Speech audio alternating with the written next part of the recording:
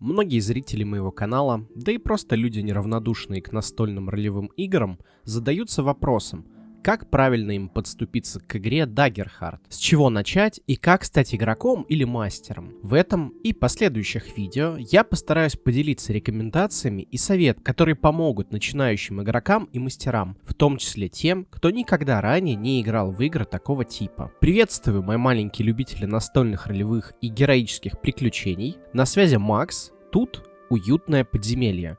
Не забывайте ставить лайки и подписываться, а также переходите в Телеграм уютного подземелья, где каждый день проходит обсуждение НРИ и не только. Также напоминаю, что я уже делал подобные видео и более подробные ролики о расах и классах, когда игра находилась на стадии открытого тестирования. Хотя некоторая информация с тех пор преобразилась или частично устарела, эти видео все еще будут полезны для знакомства с игрой. Итак, для начала, на всякий случай поясню для тех, кто на это видео попал случайно или из интереса ткнул на прикольную картинку. Что же такое настольная ролевая игра? Настольная ролевая игра — это коллективное хобби, где участники совместными усилиями на ходу создают и рассказывают общую историю. Представьте себе, что вы с друзьями собираетесь за столом, чтобы отправиться в приключения, где каждый управляет своим героем. Один человек — мастер игры, описывает мир, его обитателей, опасности и возможности. Остальные играют за своих персонажей, принимают решения от их лица, действуют и сталкиваются с последствиями.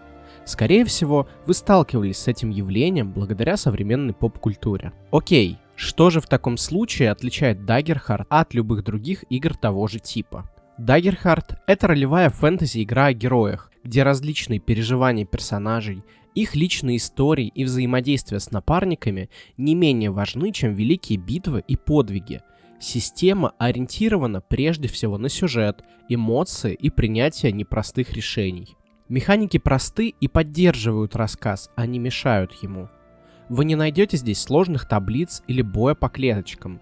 Вместо этого свободные кинематографичные сцены сражений, где главное идея и импровизация, а не точно расчет шагов. Строгие правила действуют тогда, когда они действительно нужны, а остальное зависит от вашего слова и решения. Для игры вам понадобится от 2 до 5 игроков и ведущий, он же мастер. Это рекомендованное, но не строгое количество. Вы можете играть 1 на 1 или собраться на игру большой компанией. Главное, чтобы всем было комфортно от такой игры. Достаточное количество костей. Любой набор для ДНД подойдет, но не забудьте также обзавестись костями D12, причем желательно разных цветов. Для чего, скажу чуть позже. Листы персонажа и письменные принадлежности. Что такое лист персонажа? По сути, паспорт персонажа игроков, необходимый для записи основной информации, снаряжения и заметок. Туда же можем отнести карточки персонажей. Да, классовые способности в Daggerheart записываются на карточках, но если вам такое кажется неудобным, неинтуитивным, непривычным, вы можете просто выписывать себе способности вашего персонажа в любом удобном вам формате. Ну и для удобства могут пригодиться любые токены. Токенами называются любые монетки, камушки, отдельные кубики, отличающиеся от остальных на столе. В общем, все что угодно, что поможет вам отслеживать ваши ресурсы. Карты и миниатюры персонажей совершенно опциональны в Daggerheart, поэтому можно обойтись и без них. Но если вы жить не можете без красивых миниатюр и террейнов, никто не запретит вам их использовать. Нужна ли мастеру ширма? Это вопрос, достойный отдельного обсуждения. На самом деле, я не считаю ширму обязательным атрибутом, особенно в условиях Daggerheart. Ширма искусственно отделяет мастера от игроков, делая его отдельным участником игры, наделенным особыми правами. Тем не менее, это все еще такой же участник игры, как и все остальные. Поэтому, если вы не хотите отгораживаться от своих игроков, если вы делаете броски в открытую, то ширма вам тем более не нужна, в привычном ее виде так точно. Полезные записи и пометки можно иметь не только в формате ширмы. В общем, решайте сами за себя. Делитесь своим мнением в комментариях, всегда ли нужна мастеру ширма. Помимо базового инвентаря, необходимо также изучить основные правила и принципы игры. Для игрока будет хорошим тоном хотя бы поверхностно изучать правила новой для него игры, чтобы упростить задачу для мастера. А мастер же должен углубленно изучить правила, чтобы не только знать их, но и суметь объяснить их игрокам. Мастер не обязан знать каждое правило наизусть, но с основными понятиями должен быть знаком. Кроме того, ответственно заявляю, что ни одно видео на свете, каким бы подробным и замечательным оно не было, никогда не будет достаточным для создания хороших игр. Как бы вы этого ни хотели, но мастер — это именно тот участник игры за столом, который обязательно должен прочесть основную книгу правил, а может быть даже и не один раз. Да, какие-то разделы, безусловно, можно читать по диагонали или вовсе пропустить, но совсем без книги хорошей игры не создать. Посредственную можно, но хорошую вряд ли. Поэтому, прежде чем планировать игру, озадачьтесь тем, чтобы обзавестись книгой правил. Одной книги на всех может быть более чем достаточно. PDF-версию основной книги правил Dagger Heart можно найти в моем телеграм-канале в одном из закрепленных постов. Итак, от лирики вернемся к механикам. Дальше я расскажу о базовых правилах, актуальных для всех участников игры. В основе Dagger Heart два кубика D12, называемые кубиками дуальности или двойственности. Называйте как больше нравится, тем более что на данный момент официального перевода на русский не существует. Один олицетворяет надежду, другой — страх. Игроки бросают обе кости, складывают результат и добавляют бонусы персонажа, записанные в его листе. Если итог равен или превышает сложность задачи — успех. Но даже если нет, история все равно продолжается.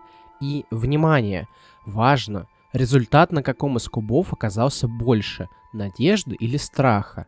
Это влияет на развитие событий.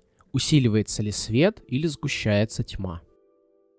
Урон считается отдельно. У каждого оружия или заклинания свои кубики урона. Для того, чтобы узнать их, пользуйтесь книгой правил.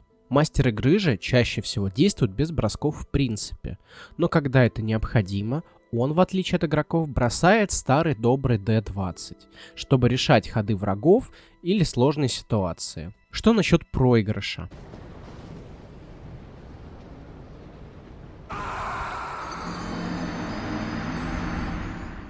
Проиграть в Dagger Heart невозможно, в привычном смысле слова. Это не соревнование, это рассказ.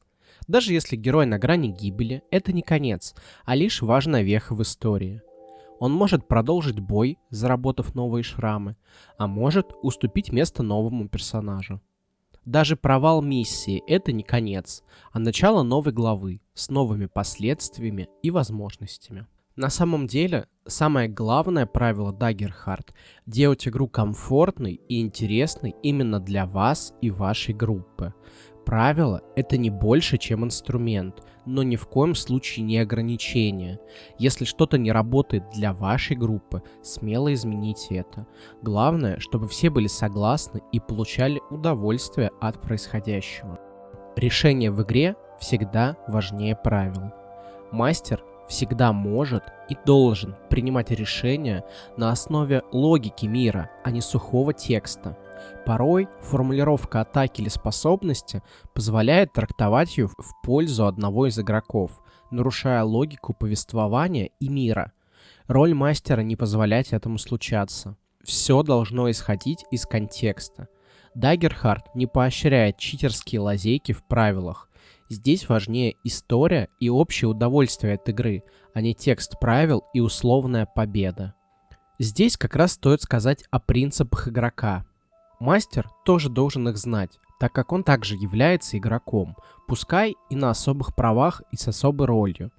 Также его задача напоминать игрокам об этих принципах в случае их явного нарушения или игнорирования. Dagger Heart живет благодаря вашим героям, поэтому лучший способ выжить из системы максимум — следовать нескольким простым, но мощным установкам, игнорирование которых может привести к огорчению и разочарованию.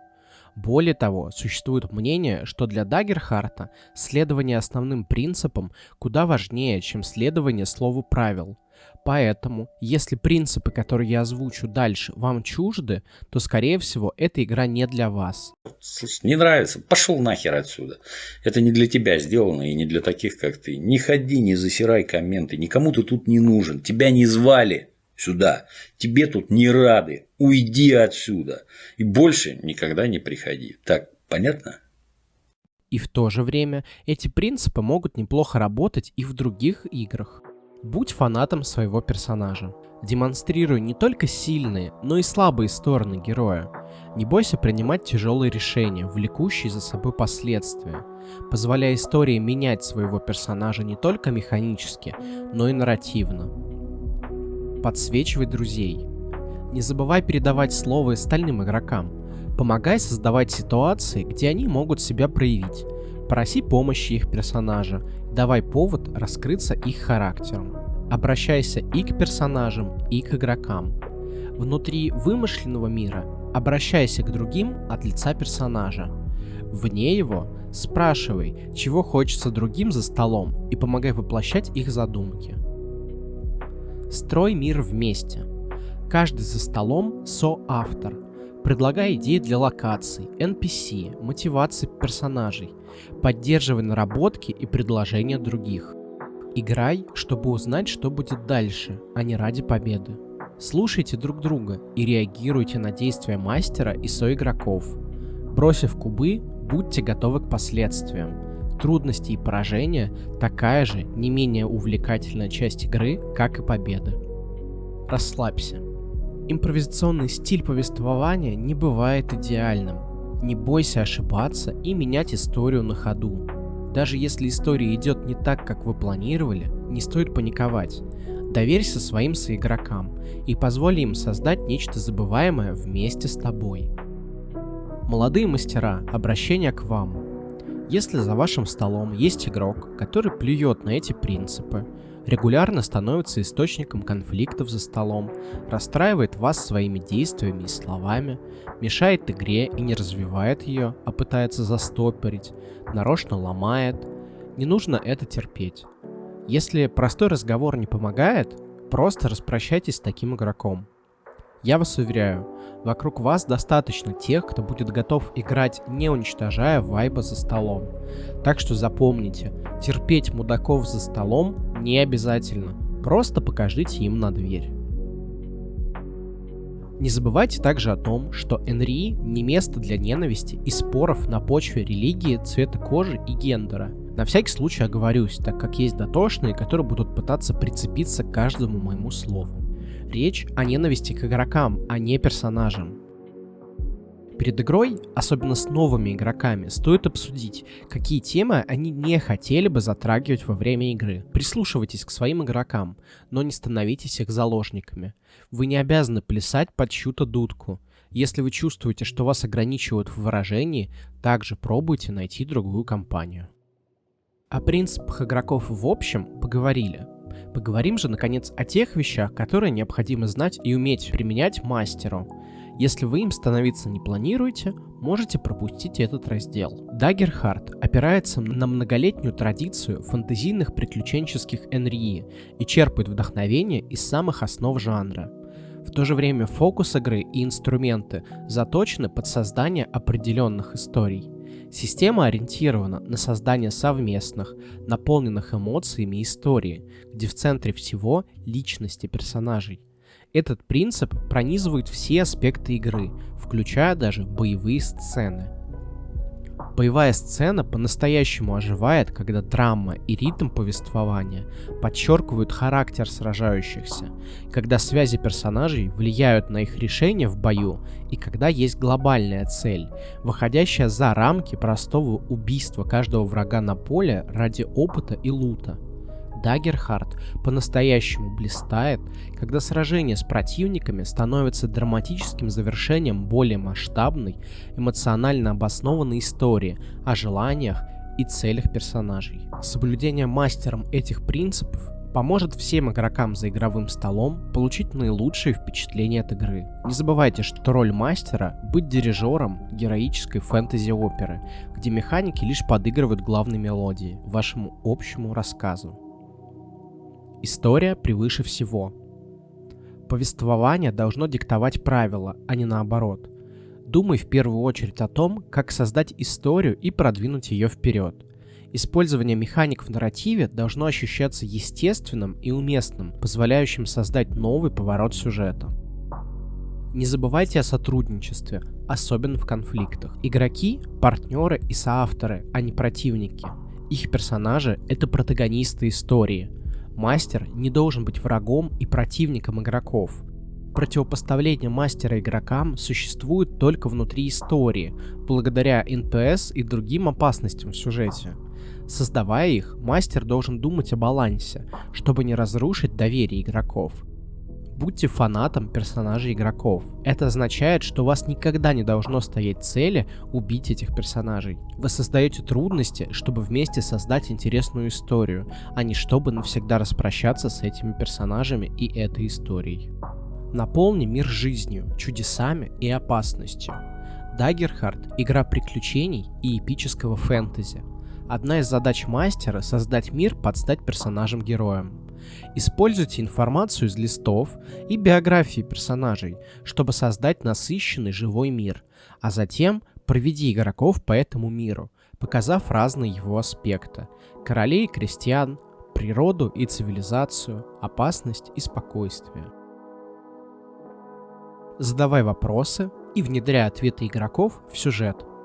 В Daggerheart мастер не обязан в одиночку заниматься созданием мира. Делись правом повествования с игроками. Позволь игроку самостоятельно описать местный рынок его родного города или то, как именно он наносит решающий удар по врагу. Задавай вопросы о том, как персонажи себя чувствуют и об их мотивации. Используй это для развития истории. Отдельные группы игроков могут пойти еще дальше, еще сильнее сокращая дистанцию между мастером и игроком. Если вы все готовы, позволь игрокам полностью описать целый регион или нацию. Вовлечение игроков – это показатель их интереса к общей истории. Отнесись к этому вкладу с уважением, но не забывай, что твоя роль как мастера – поддерживать логику и целостность мира, поэтому не бойся вносить правки и согласовывать их на благо общей истории и мира. Делай каждый бросок куба значимым. Поскольку мастер может создавать угрозу и генерировать страх после каждого броска игроков, требуй бросок кубика только в действительно значимые для истории моменты. Позволь игрокам справляться с задачами, которые были бы по плечу персонажу с соответствующими навыками. Провалы должны создавать трудности и неожиданные преграды, а успехи должны ощущаться как триумф, а не рутина. Играй, чтобы узнать, что будет дальше. Daggerheart не создан для заранее запланированных историй. Игра расцветает, когда мастер и игроки совместно создают историю и двигают сюжет вперед. Не строй больших ожиданий и будь готов удивляться поступкам игроков. Готовя конкретную сцену, врагов или карту, всегда будь готов, что, возможно, придется внести правки или вовсе избавиться от этой сцены в момент вдохновения за столом, ведущего к неожиданному развитию. Расслабься. Не бойся ошибаться и исправлять свои ошибки. Позволь сюжету меняться, смягчай шероховатости и оставляй пространство для вдохновения всех участников игры. Следуя этим принципам, партии по Daggerheart гарантированно будут полны драйва, эмоций и настоящих подвигов, тех самых, о которых хочется рассказывать еще долго после броска последнего кубика за столом. На этом на сегодня все. В следующих видео поговорим подробнее о механиках, персонажах, врагах и создании мира. Спасибо большое, что досмотрели видео до конца. Не забывайте ставить лайки и подписываться на канал. Оставляйте комментарии, если у вас есть вопросы или замечания, и какие-то моменты остались непонятны. Играйте в хорошие игры и пока! Надеюсь, еще услышимся в следующих роликах серии.